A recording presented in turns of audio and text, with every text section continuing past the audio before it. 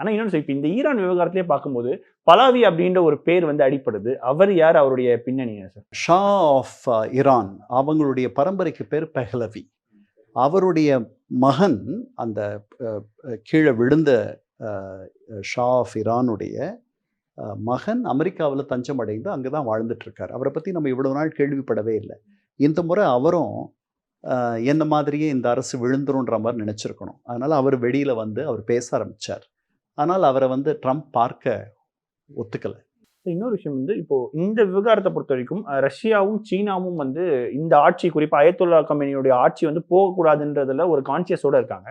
இப்போ இந்த விவகாரத்தை பொறுத்த வரைக்கும் இந்தியாவினுடைய ஸ்டாண்ட் வந்து எந்த விதமான கருத்தும் தெரிவிக்கல சார். இப்போ இந்தியாவை பொறுத்த வரைக்கும் நாளைக்கு வேற ஒரு ஆட்சி வந்தாலுமே கூட நம்ம அவங்க கிட்ட பேச்சுவார்த்தை பண்ணி ஒரு சுமூக உறவு காணலாம் அப்படின்னு சொல்லி இந்தியா நினைக்குதா?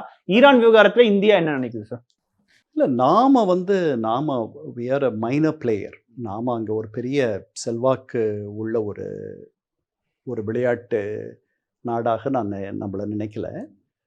ஈரானை பொறுத்த வரைக்கும் அங்கே அது அவங்களுடைய உள்நாட்டு பிரச்சனை. அதில் வெளியில் இருக்கவர்கள் தலையிடக்கூடாது என்பது தான் நம்முடைய கொள்கை. ஏன்னா நமக்கு அந்த மாதிரி ஒரு நிலைமை வந்துடக்கூடாதுன்னு நம்ம நினைக்கிறோம். அதனால் நம்ம அதை அப்படித்தான் பார்ப்போம்.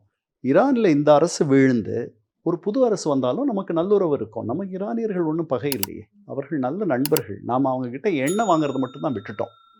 அது முதல் ட்ரம்ப் நிர்வாகம் வந்து நமக்கு கொடுத்த அழுத்தத்தில் முதல்ல வாங்கிட்டு இருந்தோம். இப்போ நாம் அங்கே வாங்குறது இல்லை. ஒருவேளை இதுக்கு முன்னாடி இந்த இப்போ இருக்கக்கூடிய கவர்மெண்ட் கிட்ட வந்து அந்த சபகர் துறைமுகம் இதெல்லாமே நம்ம வந்து அதெல்லாம் தொடரும். அதில் எந்த விதமான பாதகமும் வராது.